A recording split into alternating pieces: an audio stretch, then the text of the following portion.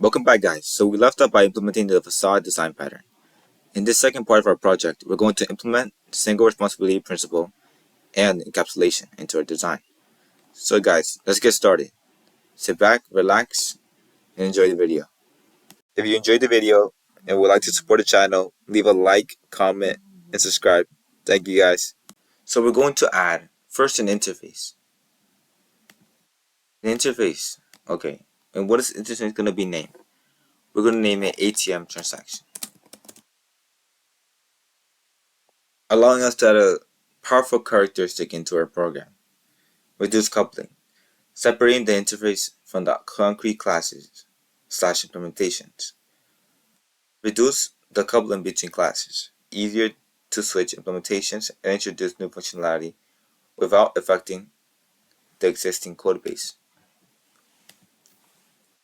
So, in our interface ATM transaction, we're going to have a function named function process transaction. As I mentioned previous seconds ago, this will allow us to have reduce coupling, separating concerns from our classes, and making it easier to switch implementations without affecting our code. Okay, so now we have our ATM transaction interface, and below it, we have our function process transaction. So what can we do with this? Implement this interface that we just created, ATM transaction. Below it, we're going to call that function that we just created by overriding it. We're going to override it, ATM override function process transaction. Remember that code of that function that we had previously, deposit cash. This is where we're going to use it. Deposit cash inside our process transaction. So here below the process transaction, we're going to use our previously coded deposit cash by just copying it. Copy it here, and again it's private because we're not going to be calling it outside of a class. So now we have our deposit transaction. Let's continue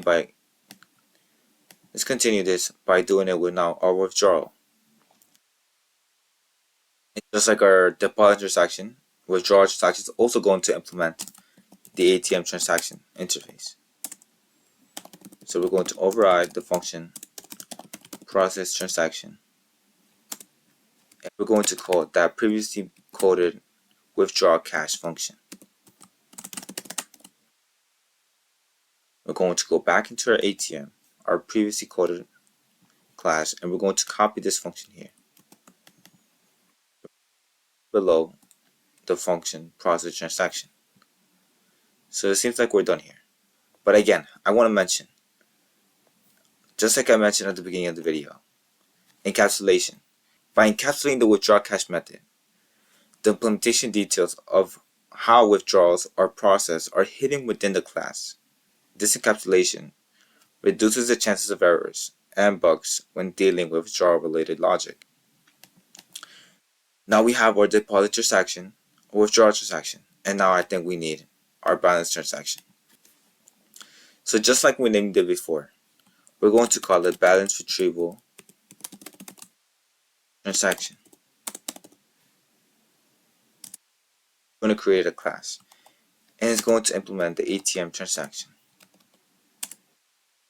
To override the function process transaction, and we're going to have our print balance statement just like we had it in our previous code.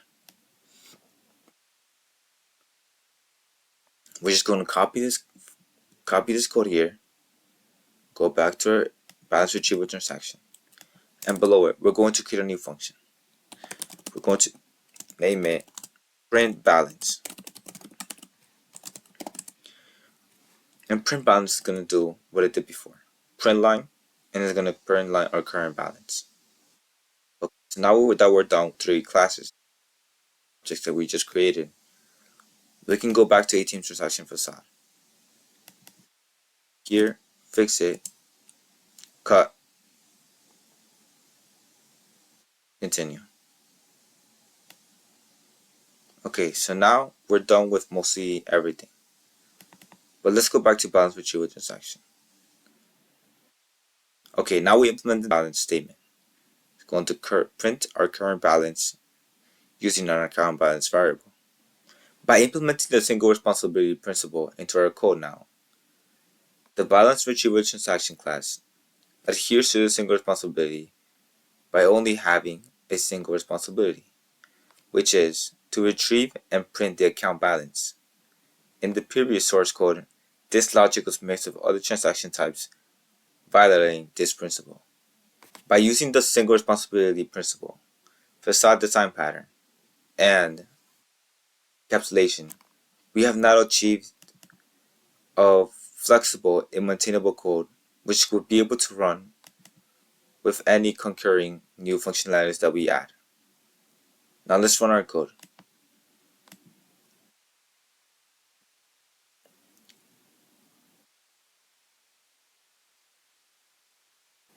So let's go on about deleting this ATM file.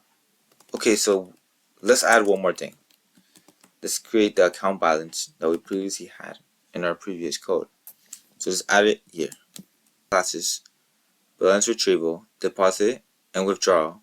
We can go back to our ATM, we can go back to our facade and add our transaction process parameter. It's going to be a string. And we can say that transaction, that's uppercase, and compare it to these options. Let's rename it to transaction options to make it more clear. Now that we have it like this, we can just call the toUpperCase function in the private function.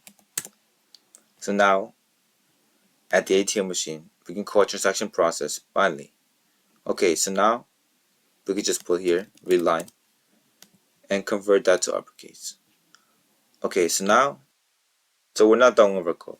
Let's go back to withdraw transaction and put line and add select amount, which we previously had in our other code. Now let's search up deposit transaction and check if we're missing anything. So as previously mentioned, we need to add our print line function, which will state, please enter the amount of cash.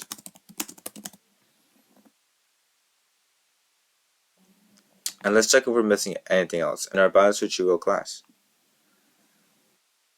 Check if we're fine in our balance in our transaction facade.